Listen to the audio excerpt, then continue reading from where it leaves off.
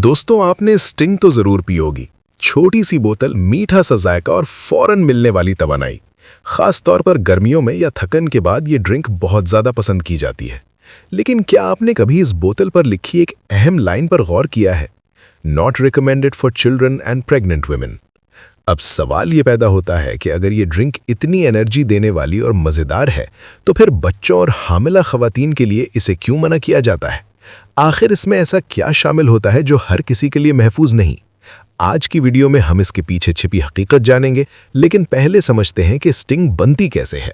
पानी से आगाज। इस मशरूब की बुनियाद पानी होता है, लेकिन ये आम नल का पानी नहीं होता।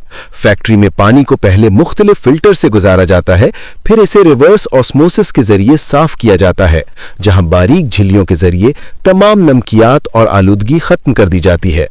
इसके बाद यूवी लाइट ट्रीटमेंट किया जाता है, जिससे तमाम बैक्टीरिया और वायरस खत्म हो जाते हैं। इस मरहले के बाद पानी मुकम्मल तौर पर साफ और महफूज हो जाता है। असल फॉर्मूला क्या है? अब शुरू होता है असल अमल, क्योंकि स्टिंग सिर्फ एक सॉफ्ट ड्रिंक नहीं बल्कि एक एनर्जी ड्रिंक है। इसमें कुछ खास अज्जा शामिल किए जाते हैं।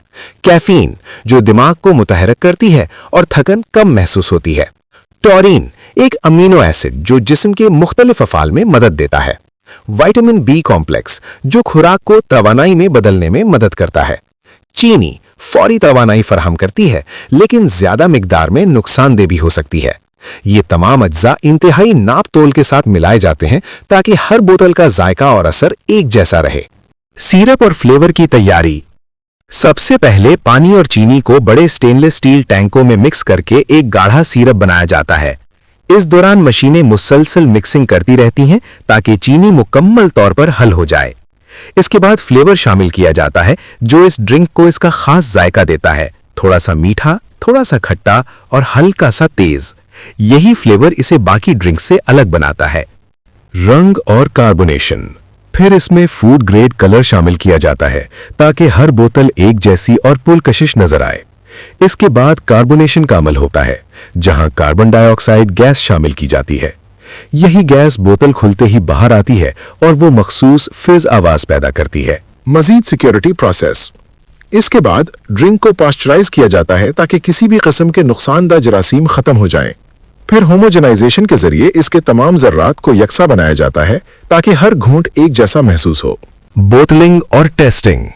तैयारशुदा ड्रिंक को महफूज टैंकों में रखा जाता है और फिर जदीद मशीनों के जरिए बोतलों में भरा जाता है। हर बोतल को सील करने से पहले अच्छी तरह साफ और जरासीम से पाक किया जाता है। इसके बाद लेबोरेटरी में हर बैच का टेस्ट होता है, जिसमें जायका, शुगर लेवल और सेफ्टी चेक की जाती है। सिर्फ वही प्रोडक्ट मार्केट में जाती है जो तमाम मयार पर पूरा उतरती है। असल सवाल, बच्चों और हामिला खवातीन के लिए क्यों मना है? अब आते हैं सबसे अहम बात की तरफ। इस ड्रिंक में मौजूद कैफीन इसकी बड़ी वजह है। बच्चों में कैफीन ज्यादा असर करती है। ये नींद को मुतासिर कर सकती है, दिल की धड़कन तेज कर सकती है और तवज्जो में कमी का बायस बन सकती है। हामिला खवातीन के लिए भी ज्यादा कैफीन नुकसानदेह हो सकती है, क्योंकि ये बच्चे की नश्वो-नुमा पर असर डाल सकती है। इसके अलावा इसमें मौजूद ज्यादा चीनी भी मोटापे और दीगर सेहत के मसाइल का सबब बन सकती है। इसीलिए कंपनी पहले ही वार्निंग देती है ताकि लोग इसे एहतियात के साथ इस्तेमाल करें। आखिर में नतीजा। दोस्तों, अगली बार जब आप स्टिंग की बोतल खोलें तो सिर्फ इसका जायका ही नहीं, बल्कि इसके पीछे छिपी साइंस और एहतियात को भी जरूर याद रखें, क्योंकि हर चमकती चीज हमेशा मुकम्मल तौर पर बेखतर नहीं होती।